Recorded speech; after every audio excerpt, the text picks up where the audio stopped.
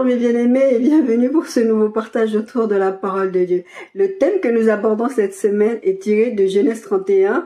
C'est « Si je n'eusse pas eu pour moi le Dieu de Jacob ». En vrai, Jacob il dira « Si je n'avais pas eu pour moi le Dieu de mon père ». Et nous, on va parler de Jacob. Donc, on a changé le Dieu de mon père en Jacob. Et le sous-titre, c'est « Une question d'alliance ». Genèse 31, 37, 42. « Quand tu as fouillé tous mes effets, qu'as-tu trouvé des effets de ta maison ? Produis ici devant mes frères et tes frères et qu'ils prononcent entre nous deux. Voilà 20 ans que j'ai passé chez toi, tes brebis et tes chèvres n'ont point avorté, et je n'ai point mangé de bélier de ton troupeau, je ne t'ai point rapporté de bêtes déchirées, j'en ai payé le dommage, tu me redemandais ce qu'on te volait de jour et ce qu'on me volait de nuit. La chaleur me dévorait pendant le jour et le froid pendant la nuit, le sommeil fuyait mes yeux. Voilà 20 ans que j'ai passé dans ta maison, je t'ai servi 14 ans pour tes 2 filles et 6 ans pour ton troupeau, et tu as changé 10 fois mon salaire en moi. Si je n'eusse pas eu pour moi le Dieu de mon père, le Dieu d'Abraham, celui qui craint Isaac, tu m'aurais maintenant renvoyé à vide. Dieu a vu ma souffrance et le travail de mes mains, et hier il a prononcé son jugement. » Vous savez, je vous dis très régulièrement que le fait d'être chrétien n'empêche pas que vous ayez des difficultés.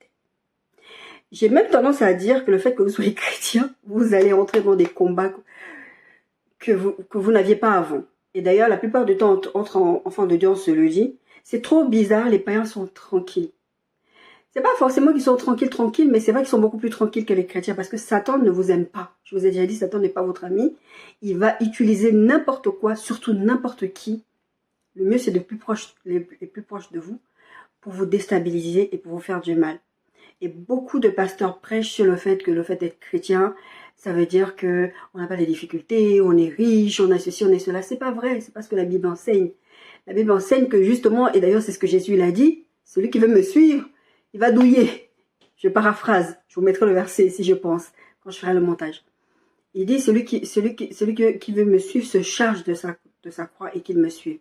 Et Jésus, il dit dans d'autres passages, il dit, vous serez persécutés.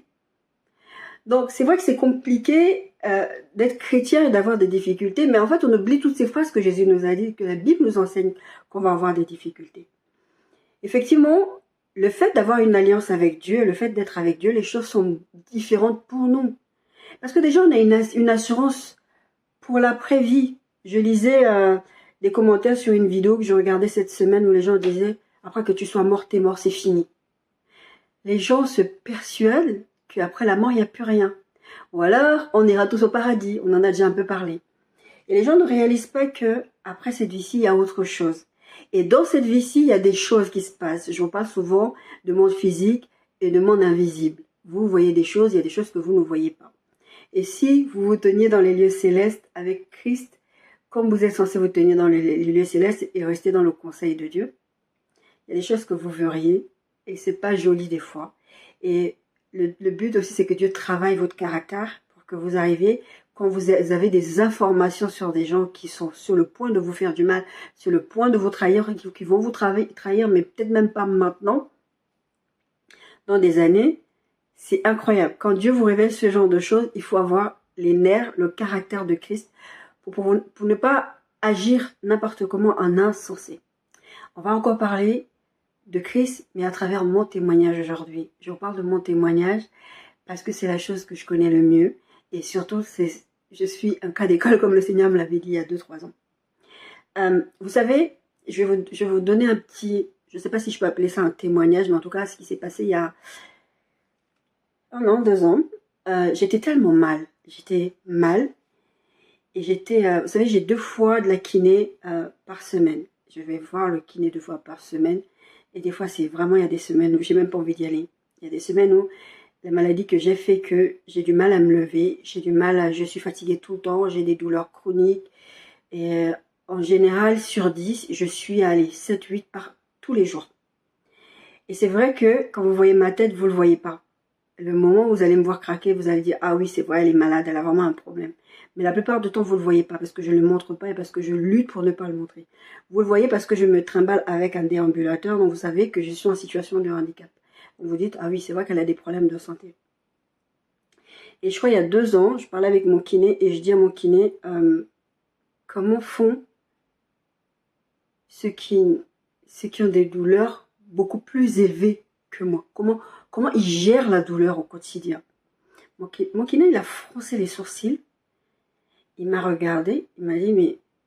Enfin, il a prononcé mon nom. Il m'a dit, mais madame, vous êtes une de mes patients les plus douloureuses, en fait. Ce qu'il faut comprendre, je souffre d'une pathologie qui s'appelle la fibromyalgie. Et je ne suis pas là pour parler de fibromyalgie aujourd'hui, mais je vous invite à aller regarder c'est quoi la fibromyalgie. J'appelle cette maladie la maladie de l'enfer. C'est une plaie.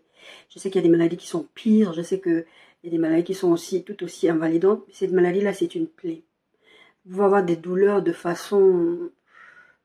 Moi, j'appelle ça insensé, quoi. Vous allez avoir mal à des maux de tête, des migraines, et vous croyez que c'est des migraines. Non, c'est la fibromyalgie. Vous pouvez avoir mal à la dent. Non, c'est la fibromyalgie. Vous croyez que vous avez des otites, c'est arrivé une fois.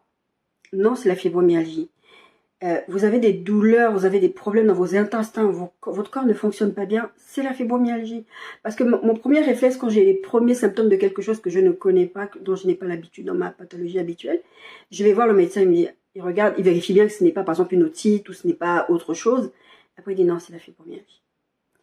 Et souvent quand je discute avec mes sœurs, je dis souvent, mais si je n'avais pas Dieu avec moi, j'allais faire comment? Parce que vous devez comprendre quelque chose.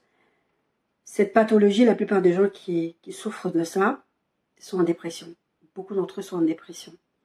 Et prennent des médicaments type morphinique à des doses vraiment parce qu'ils ne supportent pas. Il y en a qui sont en fauteuil roulant.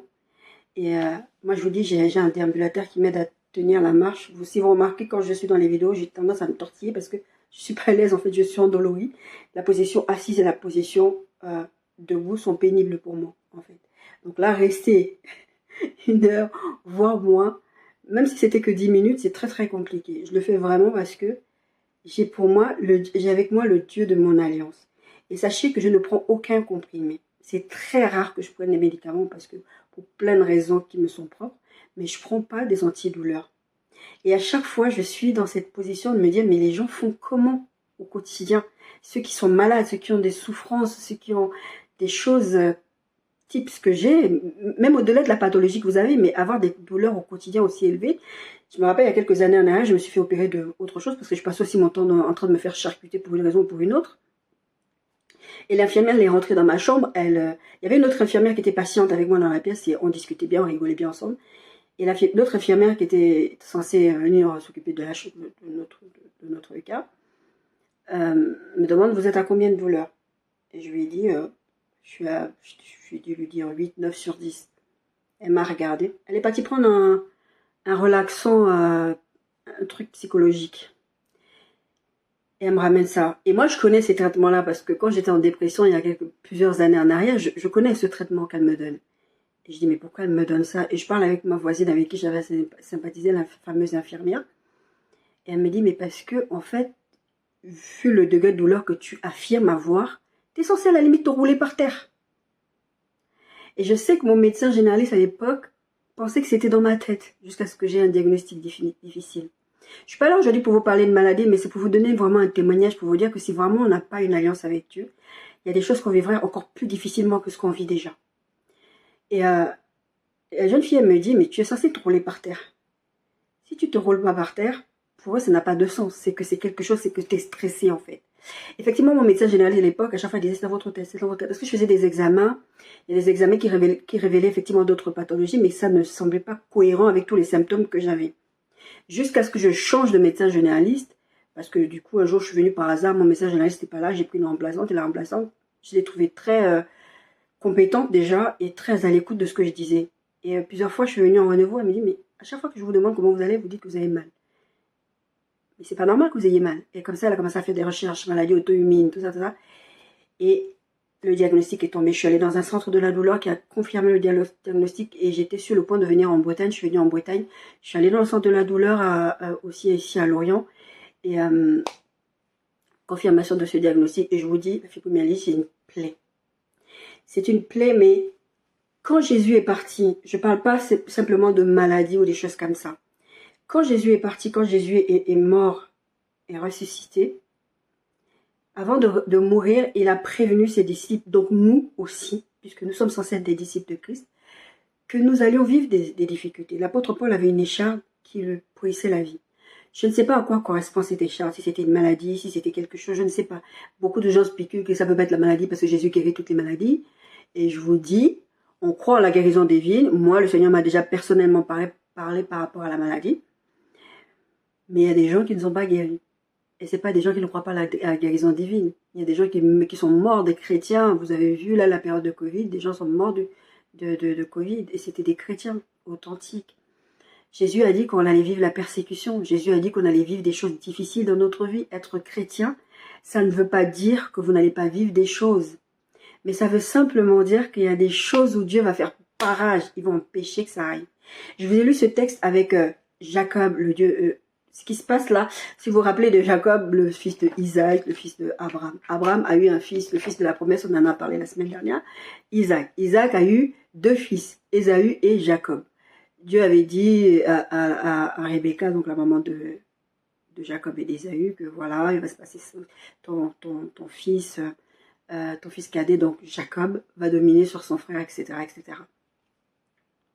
Mais quand Rebecca a eu ses 2 enfants, Jacob était vraiment... Ça se voyait ça se voit quand tu vois l'histoire de Jacob, que sa mère l'aimait plus qu'Ésaü. Ésaü était tellement en colère contre ses parents que Ésaü faisait des trucs. Genre, il est allé épouser une femme cananéenne parce qu'il savait qu'elle n'aimait pas ça. Et son père a dit à Jacob, il a dit, toi, ne fais pas ça. Hein. Et Ésaü faisait tout pour s'énerver. Jacob, c'était pas quelqu'un forcément de gentil. Jacob a volé le droit d'aînesse de son frère. Il a attendu que son frère soit dans un état de vulnérabilité. Et son frère lui demande, donne-moi ta soupe de lentilles. Le gars, il avait fait... Jacob avait fait... parce que Ésaü, c'était un chasseur. Jacob avait fait un plat de lentilles, un bon truc qui sentait super bon, qui était super bon. Je ne sais même pas si c'était lui qui l'avait fait ou c'était sa mère qui l'avait fait. Parce que sa mère avait tendance à faire les choses pour lui. Et pourtant, c'était 2 frères, hein, c'était des jumeaux. Hein. Et Jacob lui dit, ah, si tu veux que je te donne, tu me files ton droit d'aînesse. Lui, il était dans un état de vulnérabilité. Il a vendu son droit d'aînesse pour un plat de lentilles. Ah. S'il avait eu conscience à ce moment-là de ce que ça représentait de vendre comme ça son droit d'aînesse, sur le moment, il est, comme je dis, des fois, vous êtes dans des situations, c'est comme avec l'impudicité, la Bible dit fuir l'impudicité, des fois, vous êtes dans des situations de vulnérabilité. Si Dieu vous demande de fuir l'impudicité, par exemple, c'est parce que dans l'état de vulnérabilité vous allez tomber. Et je vous donne très souvent mon témoignage par rapport à ça. Et donc, déjà, premier fait que Jacob fasse son frère Ésaü. Bon, il se passe tout plein de choses, mais en tout cas, à un moment donné, c'est le moment de la bénédiction parce qu'Isaac va bientôt mourir. Et là déjà, il ne voit plus bien, en fait, il ne voit quasiment plus. Et il doit donner la bénédiction de l'aîné à Ésaü. Parce que Ésaü, bien que Jacob et Ésaü étant frères jumeaux, c'est Ésaü qui est né avant. Et Jacob, en fait, la Bible te dit que Jacob tenait le talon de son frère. Et donc, il demande à Ésaü, écoute, j'ai besoin que tu me fasses un plat. Tu vas me faire le gibier, le plat que j'aime bien. Ésaü dit, ok. Ésaü part. Comment elle s'appelle? Ouais, c'est Rebecca. Ouais, Rebecca a entendu la femme de Isaac. C'était Rebecca. Oui, c'est ça. Ouais, c'est ça. J'espère que je ne confonds pas avec Rachel et Rebecca. Je crois que c'était l'autre la mère, l'autre la belle-fille. Je crois que c'était vraiment Rebecca. Rebecca va voir son fils Jacob et dit, ton frère a parti chasser le gibier, il va donner la bénédiction. Parce que Dieu avait parlé à Rebecca en lui disant, ton fils, le fils cadet, donc Jacob, va faire ça, va dominer sur son frère. Rebecca s'est sentie obligée d'aider Dieu, comme Sarah s'est sentie obligée d'aider Dieu. Sauf que l'histoire de Sarah, comme je vous ai parlé avec Abraham, c'était pas les mêmes conséquences, parce que eux, ils ont eu quand même le fils de la promesse qui est Isaac. Mais dans ce cas-là, c'est pour ça qu'il y a plusieurs prédicateurs qui prêchent en disant que Rebecca, quelque part, n'a rien fait de mal parce qu'elle a suivi le plan de Dieu. Mais la vérité, il faut comprendre, c'est une petite parenthèse, c'est qu'on n'a pas besoin d'aider Dieu. Dieu a dit quelque chose à Rebecca. Rebecca n'avait pas besoin de tricher pour arriver à ça, parce que ce comportement-là, c'est un comportement démoniaque. Il faut dire les choses telles qu'elles sont. Même si le résultat amène à dire que effectivement le plan de Dieu s'est accompli. Mais le plan de Dieu se sera accompli même si Rebecca n'avait pas fait ça. Parce que la vérité, c'est que Dieu n'aime pas qu'on l'associe à des mauvaises choses. Il ne faut pas associer Dieu à des mauvaises choses. Prenez l'exemple, par exemple, de la jeune fille dans Acte 16, je crois, qui avait l'esprit de Python, qui disait, eux, c'est des vrais hommes de Dieu. Ce qu'elle disait, c'était vrai. Mais on ne peut pas, Paul ne pouvait pas être associé à cette parole-là, même si elle était véridique, parce que ça venait du cœur du diable. D'accord? Donc, c'est pas parce que Dieu vous a dit une parole et que pour aider Dieu, vous allez faire des choses, vous pensez que c'est la volonté de Dieu, vous allez faire des choses, que Dieu vous a promis un fils de la promesse et vous allez avoir ce fils ou cette fille de la promesse dans l'impudicité. Je vous dis, je vous juge pas, je passe par des trucs comme ça. Et du coup, elle dit à son fils, pour revenir à l'histoire, Rebecca dit à son fils Jacob, puisque Esaü est parti à la chasse, parce qu'il doit d'abord attraper le gibier en question. Ça va lui prendre un petit moment. Et ensuite, il doit le dépecer, enlever tout. Ensuite, il doit le préparer. Ensuite, il doit le cuisiner. Après, il doit le ramener à son père. Puisque Rebecca a entendu ça de la bouche de son mari Isaac, elle décide, elle dit à Jacob, c'est l'occasion pour que tu prennes la bénédiction qui t'est destinée à la base. Et donc, elle prend du gibier qui est déjà tout là, elle a déjà tout fait, tout est prêt, elle prépare tout. Et elle ramène, elle dit à son fils, tu vas ramener ça à ton père. Elle dit, mais mon père, quand il va me toucher, parce qu'en fait, la Bible te dit qu'Ésaü était velu, donc il était très très poilu, qui n'était pas le cas de Jacob. Jacob avait la peau douce. Et donc, il dit à sa mère, mais père va se rendre compte, quoi. Parce que je vais pas, elle dit, attends, j'ai une idée. Elle prend un manteau, enfin un truc en peau de bête. Je me dis quand même, elle a confondu la peau de bête avec la peau de son fils. Je sais pas comment elle a fait ça, Rebecca. Vraiment, les femmes, on est capable de faire des choses aux hommes. En tout cas, tout ce qui est sûr, c'est qu'elle fait ça. Et effectivement, Jacob va voir... je vous raconte l'histoire pour que vous compreniez bien le contexte de ce qui est en train de se passer là. Jacob va voir son père. Et son père lui dit, je sais pas, il y a quelque chose qui va pas. Je sais plus si c'est l'odeur qu'il a senti, mais quelque chose lui faisait rappeler que... Mais tu as la peau, tu as la texture de Ésaü, mais ta voix, quelque chose le dérangeait, lui disait, ça c'est la voix de Jacob. Je crois que c'était un truc comme ça. Elle dit, non, non, non, c'est bien moi, c'est bien moi, c'est bien moi. Son père va lui donner la bénédiction. Quand Ésaü va arriver enfin avec le plat que le père lui avait demandé, il va dire, mais je viens de donner la bénédiction à ton frère. Et la mère, comme elle savait ce qu'elle avait fait, Ésaü était très en colère, il se passe toute une histoire avec Ésaü. Ésaü promet qu'il va tuer son frère. Là, il est trop énervé, il va faire du mal à son frère. Donc la mère, c'est ça. Elle dit à son fils, écoute, il n'y a qu'un seul endroit où je sais que tu vas être en sécurité. Va chez mon frère Laban. Le même Laban où...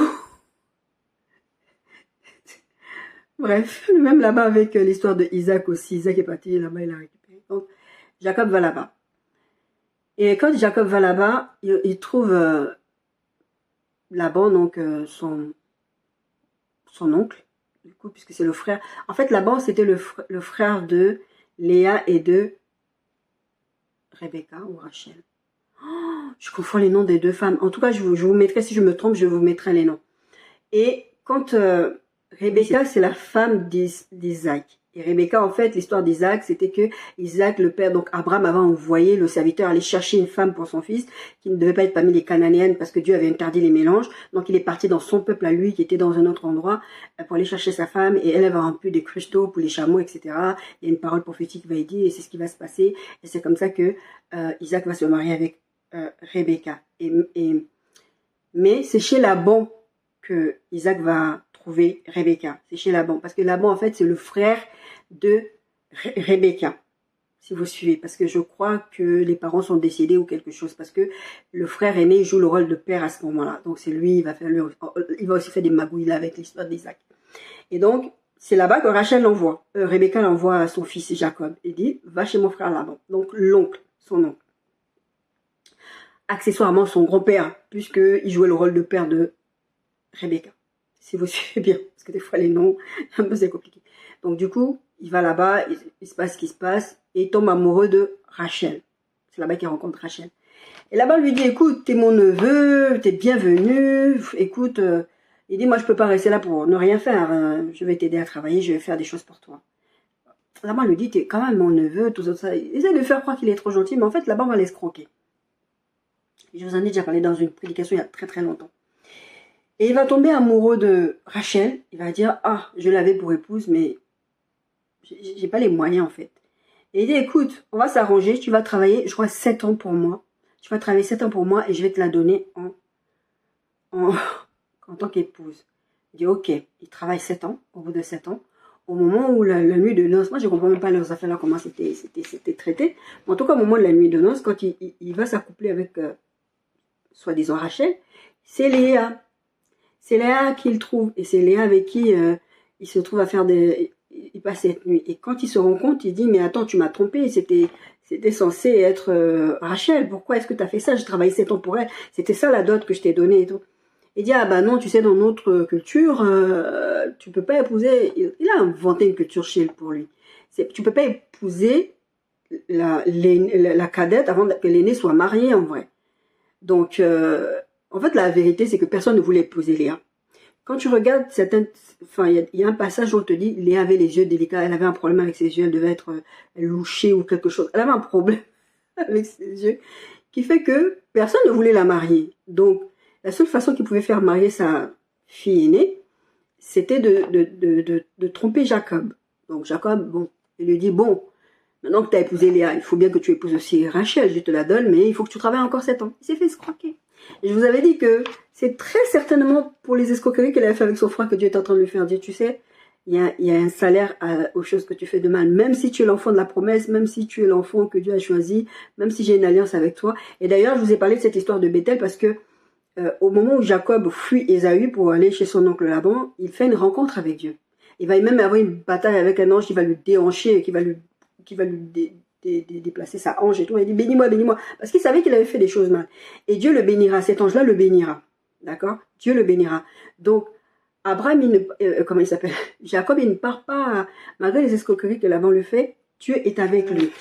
Je n'ai plus la référence exacte du texte, mais le texte parce que je l'ai screenshoté en fait. Jacob fit un vœu en disant, si Dieu est avec moi et me garde pendant ce voyage que je fais, s'il me donne du pain à manger et des habits pour me vêtir, et si je retourne en paix à la maison de mon père, alors l'Éternel sera mon Dieu. Ça, c'est quand il a fait cette expérience de l'échelle qui descendait du ciel à la terre. Dieu fait une alliance avec Jacob. Et Dieu, en fait, va le protéger. Et c'est ce qui va se passer. Mais ça ne veut pas dire, pourquoi je vous raconte toutes ces choses-là, mais ça ne veut pas dire Jacob n'a pas eu des difficultés. Laban l'a escroqué, il a fait passer, le texte que je vous ai lu, le texte de bas, il a passé 20 ans, plus encore, parce que Laban ne voulait pas qu'il parte. Parce qu'il se passe que quand il arrive chez Laban, au-delà de la dot qu'il verse pour les 2 femmes qu'il était censé épouser qu'une, il va vouloir en fait, il va dire, je sais que tu es béni. Laban va le reconnaître que Jacob est béni. Parce que Dieu a fait cette alliance-là avec lui. Dieu a une alliance avec Jacob. Et Laban le constate. Parce que tout ce que Jacob touche, tout ce que Jacob touche, ça se réussit. Et à un moment donné, il dit, écoute, j'ai été travailler pour avoir les 2 femmes que, il n'a pas dit tu m'as escroqué, mais c'était ça. Ça c'est juste prendre une femme. Maintenant, j'ai travaillé beaucoup pour toi. Maintenant, j'aimerais bien maintenant commencer à travailler pour gagner moi-même. En fait, parce que eux, c'était pas l'argent, c'était un cheptel, c'était des bêtes. Et ils font un pacte comme quoi les tachetés, mouchetés, ou je ne sais pas trop quoi, tu les gardes, et ceux qui sont comme ça, tu les gardes pas, et c'est pour moi, etc. Et Dieu est tellement avec Jacob que Dieu va donner une stratégie à Jacob. Il va lui dire, tu vas leur donner à manger ça, ça, ça, et tu vas voir, ils vont mettre bas telle bestiole, telle bestiole, telle bestiole, et c'est comme ça que ton cheptel va grandir. Et Laban, il n'aime pas ça, parce que du coup, lui, en fait, le plan qu'il avait fait avec Jacob, c'était que Jacob se retrouve dans des problèmes, qu'en fait, Jacob, vous savez, quand les banques vous prêtent de l'argent, quand les gens veulent vous faire du bien, il y a des gens qui veulent vous faire du bien, mais en fait, ils veulent pas vous faire du bien, ils veulent que vous soyez esclave d'eux. D'accord? Vous soyez leur esclave, voilà. Que vous soyez tellement attaché à eux que vous ne voyez pas autre chose. Ça devient, eux, votre Dieu. Et la Bible dit que malheur à l'homme qui se confie dans l'homme. Dieu ne veut pas qu'on soit dépendant des autres. C'est pour ça que Dieu a donné cette solution à Jacob pour que Jacob puisse avoir un cheptel à lui. Parce que sa richesse allait être ses bêtes.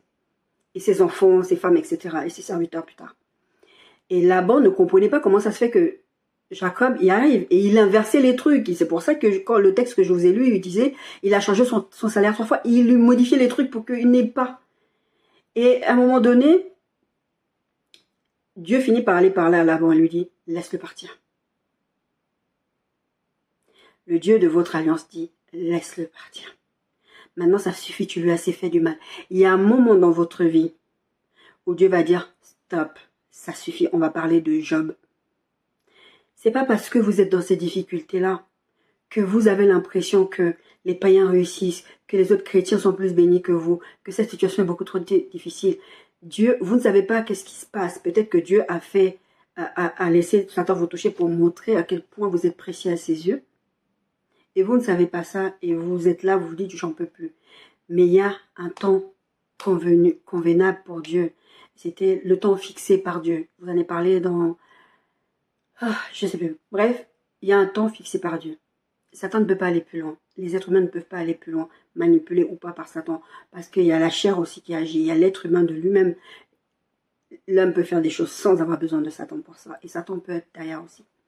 Et qu'est-ce qui va se passer? Dieu va dire à Laban, stop, tu le laisses. Et Laban va le laisser partir. Mais qu'est-ce que Rachel va faire? Elle va prendre on va dire un fétiche. Un téraphine, je crois, un truc comme ça. Elle va cacher un de leurs fétiches là-bas qu'ils avaient là-bas entre eux. C'était censé être... ils avaient leurs idoles. Voilà, une idole. Et après, elle l'a cachée. Et Laban s'est rendu compte de ça. Et Laban va les pourchasser avec ses frères. Mais lui, Jacob, il ne sait pas que sa femme a volé ce truc. D'ailleurs, bon, on verra plus tard. Il ne sait pas que sa femme a volé ça. Donc pour lui, il n'a rien fait. Personne de sa famille, de ses enfants, personne ne peut avoir fait un truc pareil. Il dit, c'est là en fait ce texte est tiré. C'est pour ça que je vous ai fait tout ce grand petit résumé pour vous expliquer la situation, pour que vous compreniez où on en est. Il va lui dire, tu m'as fait ci, tu m'as fait ça, t'as essayé de me faire ça, t'as essayé de faire ça. Si je n'avais pas le Dieu de mon alliance avec moi, j'aurais payé encore pire. Il a souffert, Jacob. Jacob ne dit pas qu'il n'a pas souffert. Jacob ne dit pas qu'il n'a pas payé un prix élevé. Jacob ne dit pas qu'il n'a pas été escroqué. Jacob dit, si je n'avais pas eu le Dieu de mon père, c'est-à-dire le Dieu d'Isaac avec moi, le Dieu d'Abraham avec moi, mon propre Dieu de mon alliance, parce qu'il a fait une alliance avec lui à Bethel. C'est pour ça que je vous donne tous ces détails-là pour que vous voyez un peu le parcours de comment c'est en train de se passer. T'aurais fait peur, t'aurais fait peur. Si je n'ai pas eu pour moi, verset 42, Genèse 31, 42, si je n'ai pas eu pour moi le Dieu de mon père, le Dieu d'Abraham, celui qui craint Isaac, tu m'aurais maintenant renvoyé à vide. Dieu a vu ma souffrance et le travail de mes mains, et hier il a prononcé son jugement. Parce que, comme je vous ai dit, Dieu a parlé à Laban, il lui a dit, tu arrêtes ça maintenant. Parce que c'est moi qui vais te tomber dessus.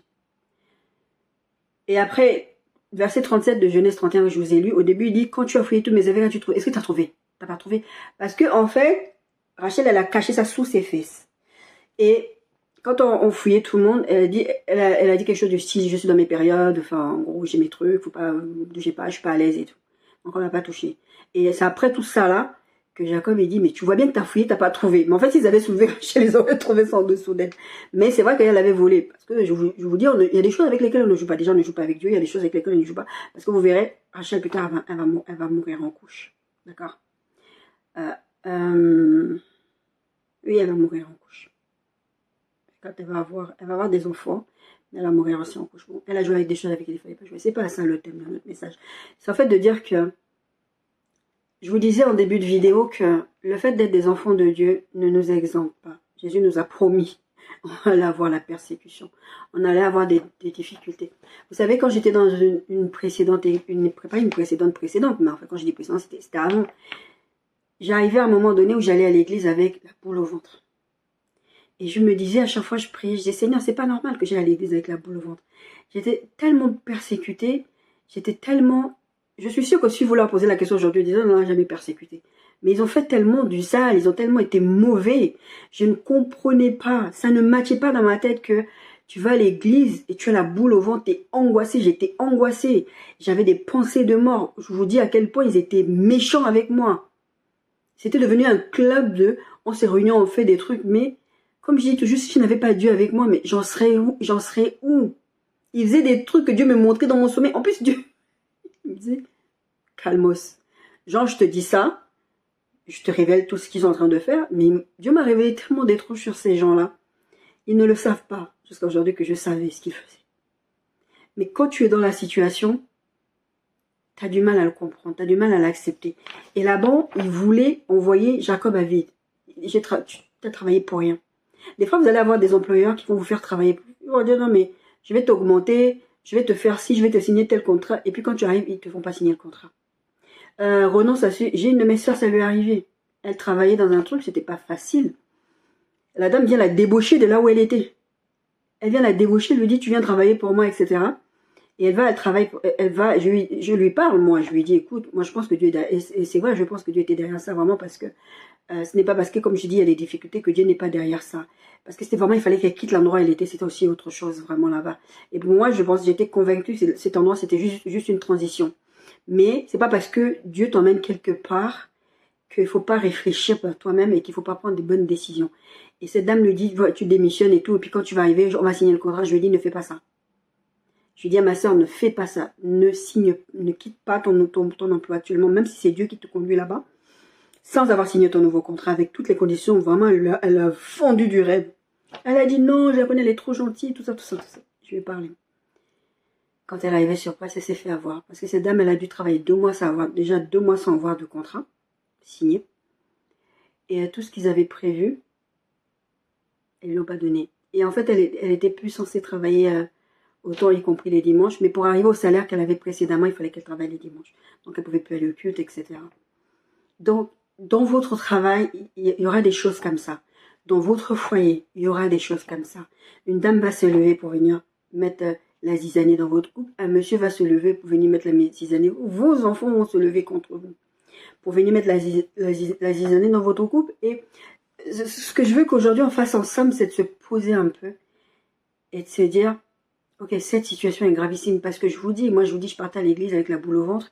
J'ai vécu des choses super compliquées. Je vous ai parlé longuement aussi un peu de ma santé parce que je voulais que vous compreniez que ça couvre beaucoup de domaines.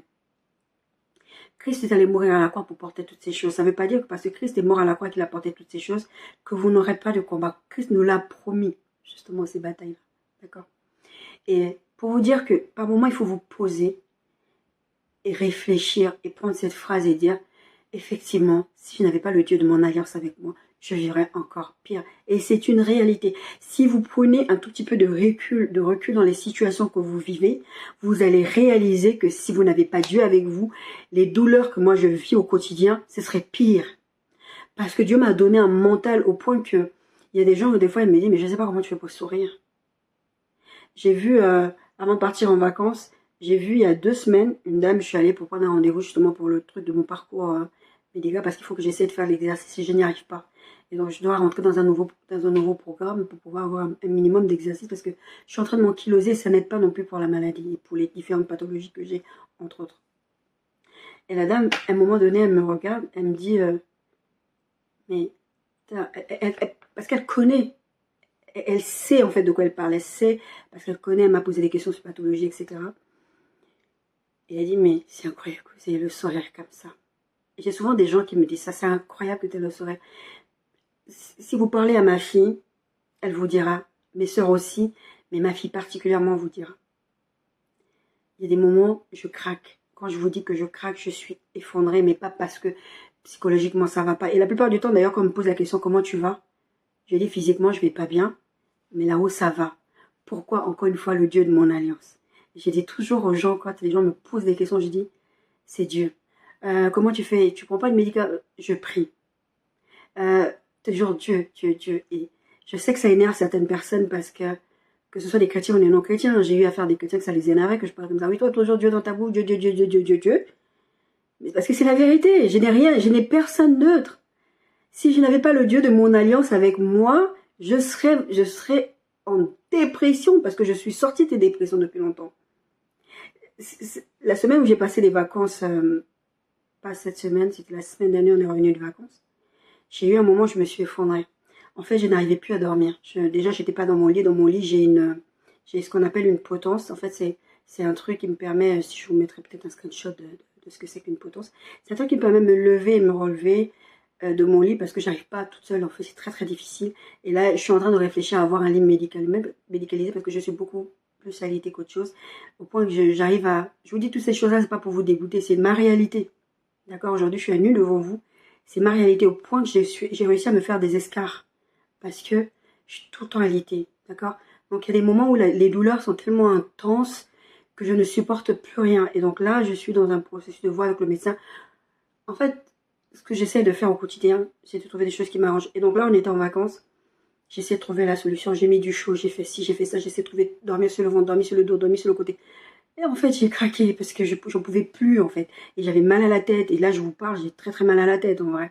Ça se voit pas, parce que bon, voilà, mais c'est comme ça, c'est mon quotidien. Et, et là, je vais rien prendre. Je vais terminer la vidéo, je fais le montage, je vais dormir. Et si vous regardez, des fois, si vous faites attention à ma tête, il y en a qui me le disent, des fois, qui m'envoient des messages, j'envoie des messages, ouais, t'étais fatiguée. Parce que ça fait partie aussi de la maladie, la fatigue chronique. C'est pas que la seule maladie que j'ai qui provoque des fatigues chroniques, mais celle-là particulièrement. Et j'ai pleuré. Ma fille, à un moment donné, elle s'est levée, elle m'a entendu pleurer, elle est venue m'aider, mettre des coussins, essayer de voir comment je peux être soulagée. Ma soeur arrive à ce moment, qu'est-ce qui se passe? Et puis finalement, elle m'a massée, elle m'a aidée, et je me suis calmée. Elle m'a dit, mais pourquoi tu ne nous appelles pas quand c'est comme ça? Je dis, parce que je suis habituée. Je ne vais pas vous appeler tout le temps, j'ai mal. Elle dit, mais non, mais là, ça va pas. Et puis en discutant, et puis finalement, je me suis calmée. Ça m'a aussi aidé aussi d'avoir ma soeur, ma fille aussi, qui viennent aussi vraiment m'entourer de leur amour, etc. Et qui sont là pour moi, qui me disent, mais en plus, t'as tout le temps de sourire. Elle me dit la même chose, elle me dit, je lui dis, ah, c'est marrant parce que la semaine dernière, il y a la dame de l'hôpital qui m'a dit ça. Et c'est vrai, je fais pas semblant de sourire. Je fais pas semblant de montrer que je vais bien. Mais malgré les difficultés, j'ai le Dieu de mon alliance. C'est là, je vous parle de maladie parce que c'est ce que je connais. Ça ne veut pas dire que il y a d'autres choses. Il peut y avoir, vous pouvez avoir des combats dans votre foyer, des enfants qui se révoltent, qui se rebellent, qui font des trucs. Et si vous réfléchissez bien à ce que vous êtes en train de vivre, vous verrez que si Dieu n'était pas avec vous, ça allait être beaucoup plus compliqué. Acte 26, 20 à 22. Ceux de Damas d'abord, puis à Jérusalem, dans toute la Judée et chez les païens, j'ai prêché la repentance et la conversion. C'est l'apôtre Paul qui parle, qui explique comment il a rencontré le Christ, comment il est arrivé à prêcher la repentance et que Jésus lui a demandé, comment Jésus lui a fermé les yeux, comment Jésus lui a dit, Paul, pourquoi tu me persécutes, etc. Et il explique en fait comment l'a tapé, comment l'a caché. Il explique tout ce processus-là, mais parce qu'il est en train d'expliquer que lui, en fait, il a sa mission, il va continuer sa mission. D'accord. Mais grâce au secours de Dieu, verset 22, acte 26, 22, mais grâce au secours de Dieu, j'ai subsisté jusqu'à ce jour. Il a tenu bon, et jusqu'au bout, Paul, il continuait sa mission. Et là, grâce au secours de Dieu, il a subsisté jusqu'à ce jour, rendant témoignage devant les petits et les grands, sans m'écartant en rien de ce que les prophètes et Moïse ont déclaré devoir arriver. Ma fille dans la foi m'a demandé comment tu fais, comment tu tiens, tu as très peu de vues, etc. sur les vidéos. Mais moi j'obéis à Dieu. Je suis dans une alliance avec Dieu. Et là, cette vidéo que je suis en train de faire avant de la commencer, j'ai prié parce que je n'ai pas ni le courage. Et en ce moment, je traverse une période très très compliquée, psychologiquement parlant, qui fait que j'avais même pas envie de faire cette vidéo. Mais je suis toujours dans un truc d'obéissance. C'est-à-dire que non, c'est ma mission. Dieu m'a pas dit de stopper, je ne stoppe pas. Donc le Seigneur, pourtant j'ai prié et j'ai demandé, Seigneur, j'ai besoin de faire une pause, je suis fatiguée. Mais je sais aussi que même si Dieu me donnait aujourd'hui de faire une pause, je ferai une longue pause, parce qu'en fait je suis fatiguée tout le temps. Donc voilà.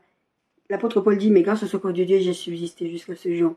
Vous devez vous poser et vous remettre entre les mains de Dieu. Et faire le bilan et de dire, ah oui, franchement, il y a ça que les gens ont fait, il y a ça que j'ai vécu, il y a ça que j'ai vécu. Si je n'avais pas eu le secours de Dieu, ça allait être pire. Ça ne veut pas dire que la situation est belle, mais ça veut dire que ça aurait pu être pire. Genèse 31, on va revenir sur Genèse 31. Ça, c'est le tout début de cette histoire. Je vous ai parlé un peu. C'est là où... comment ça s'appelle? Rachel. Rachel vole le Téraphin. Là, je vous ai expliqué cette histoire. Cette parole, j'aurais peut-être pu la mettre avant, mais je voulais vraiment dire cette parole parce que Dieu a parlé à Laban. Il a dit à Laban... je vais vous lire à partir du verset 19, Genèse 31, 19. Tandis que Laban était à l'étang de ses brebis, Rachel déroba les téraphines de son père, et Jacob trompa Laban. Et l'araméen ne l'avertissait pas de sa fuite. Parce qu'en fait, Laban ne voulait vraiment pas que Jacob parte. Il voulait vraiment le garder là comme esclave. Il voulait gagner sur lui. Parce que je vous dis, Laban reconnaissait que la présence de Jacob dans sa maison et dans sa proximité faisait qu'il était béni. Il l'a dit. Il le lui a dit. Donc, puisque Laban trouvait toujours des excuses pour que Jacob ne parte pas, Jacob a dû faire une stratégie en fait de partir quand Laban n'était pas là, prendre ses femmes, ses filles et ses biens en fait de partir et fuir. Mais Laban avait décidé de lui faire du mal, mais Dieu lui avait parlé avant. Laban avait décidé de faire du mal à Jacob et Dieu lui a parlé avant. Jacob trompa Laban, verset 20, Genèse 31, l'araméen, en ne l'avertissant pas de sa fuite. Il s'enfuit avec tout ce qui lui appartenait, se leva, traversa le fleuve et s'y dirigea vers la montagne de Galade. Le 3e jour, on annonça à Laban que Jacob s'était enfui. Il prit avec lui ses frères, le poursuivit 7 journées de marche. 7 jours.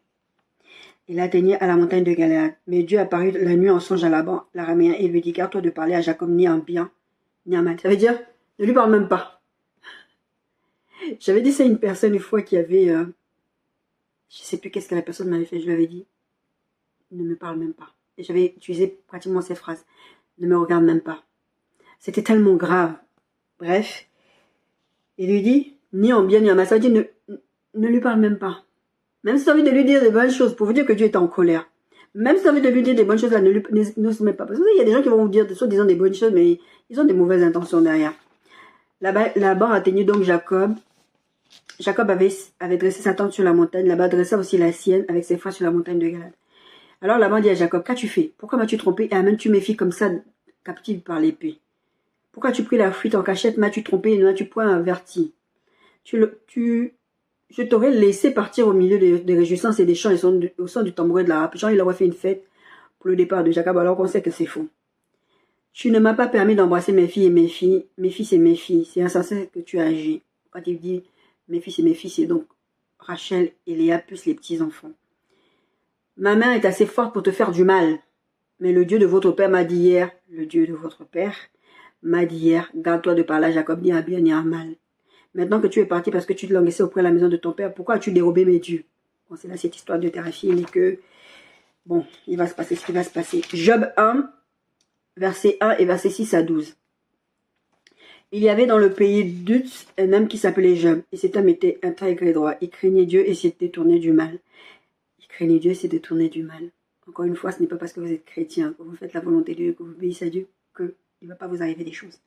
Or, les fils de Dieu, verset 6, vinrent un jour se présenter devant l'Éternel et Satan vint aussi au milieu d'eux.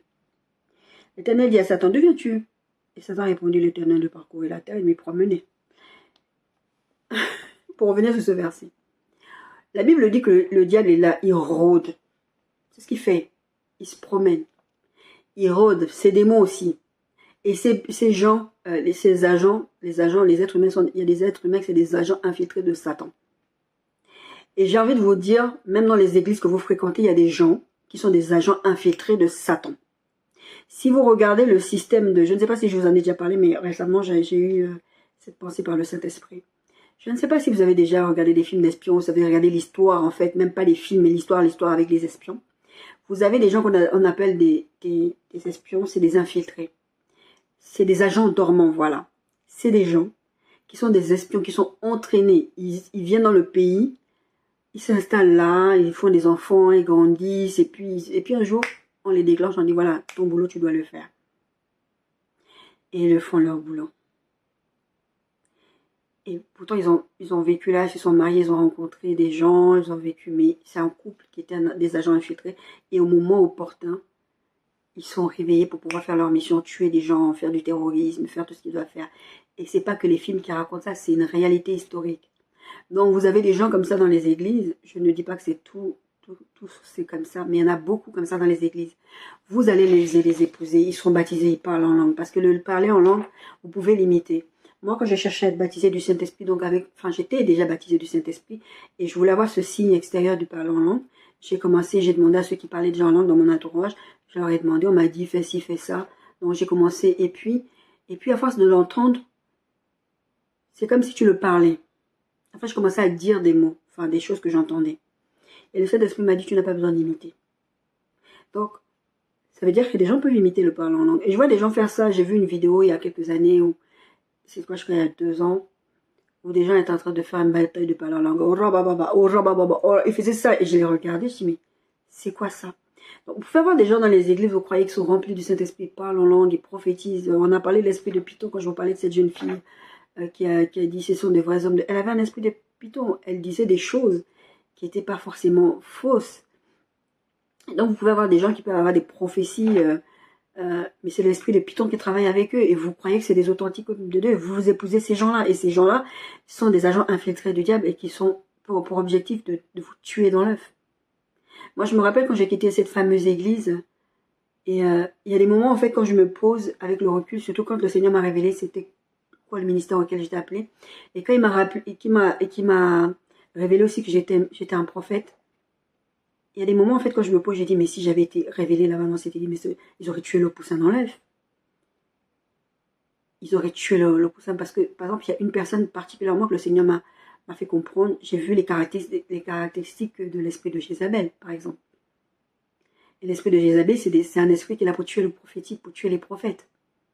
Donc, c'est pour ça que je dis souvent, allez pas vous annoncer, allez pas faire genre je suis prophète. Moi, j'en parle maintenant parce que bon, voilà, j'en parle. Mais c'est pas quelque chose que je disais facilement. Parce que être prophète, on veut votre mort. Littéralement, on veut votre mort. Donc, quand vous savez prophétiser, parce que vous prophétisez avec précision, parce que vous prophétisez, vous êtes vraiment authentiquement en train de prophétiser, et vous croyez que vous êtes prophète, sachez que vous allez avoir les combats du prophète. Et je vous assure, c'est pas drôle les combats du prophète. La clé, c'est la mort du prophète. D'accord? Donc, ce n'est pas drôle. L'Éternel dit à Satan, d'où viens-tu? Et Satan se répondit à l'Éternel, par cause de la terre de m'y promener. Le diable rôde, sachant qu'il va dévorer. L'Éternel dit à Satan, as-tu remarqué mon serviteur Job? Il n'y a personne comme lui sur la terre. C'est un homme intègre et droit, craignant Dieu, et c'est de tournant du mal. On revient encore à cette histoire de vous, craignez Dieu, vous marchez avec Dieu, c'est pas pour ça que vous n'allez pas avoir des attaques. Et Satan répondit à l'Éternel, est-ce c'est d'une manière désintéressée que Job craint Dieu?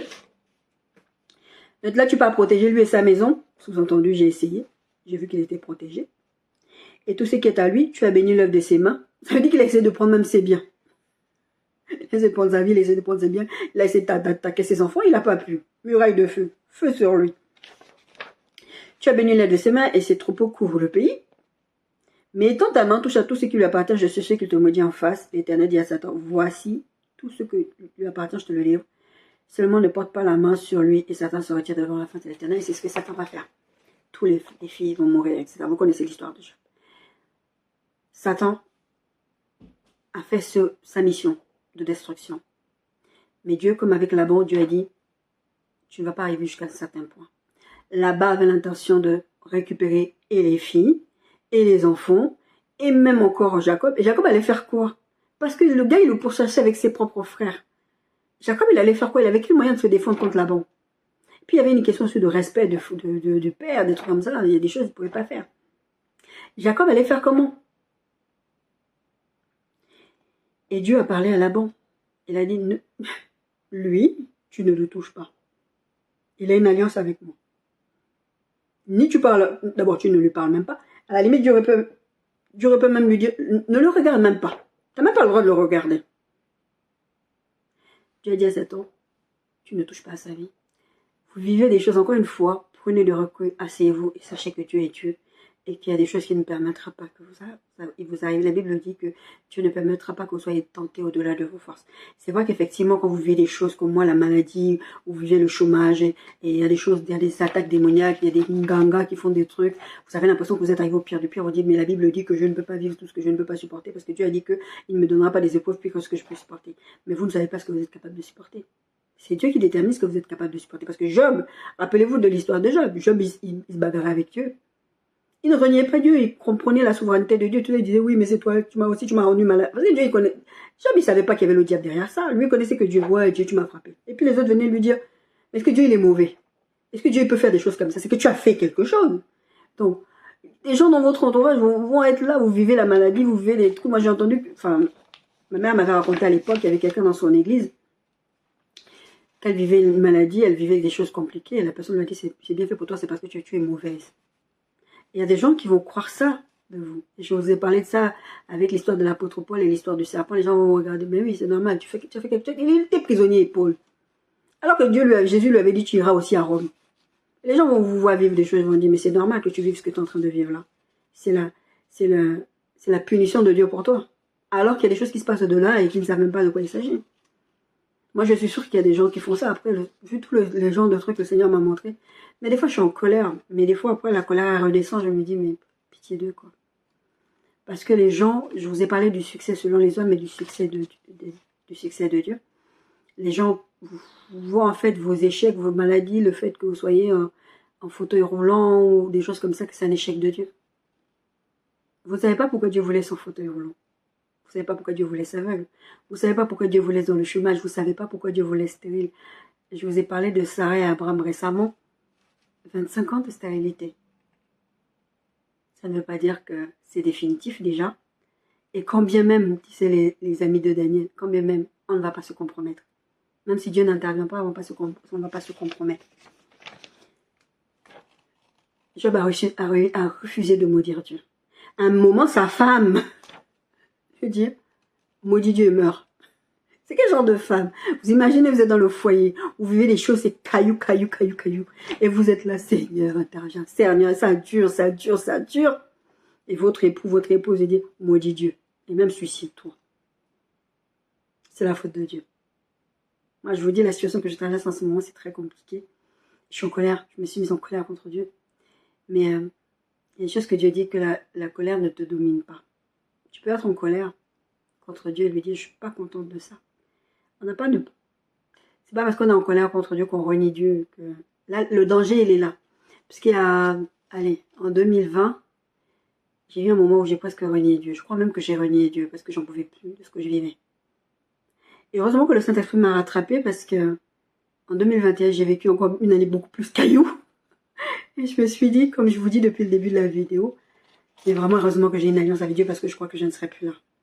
Parfois, quand je fais le bilan des situations, quand je traverse une nouvelle épreuve, je dis heureusement que j'ai Dieu avec moi, heureusement que j'ai le Dieu de mon alliance avec moi, parce que ce ne serait pas possible. Moi, je vous invite à aller lire l'histoire de Job, vous la connaissez déjà, mais franchement, des fois, c'est bien, vous connaissez, on vous raconte comme ça sporadiquement, lisez vous-même la Bible, l'histoire de Job.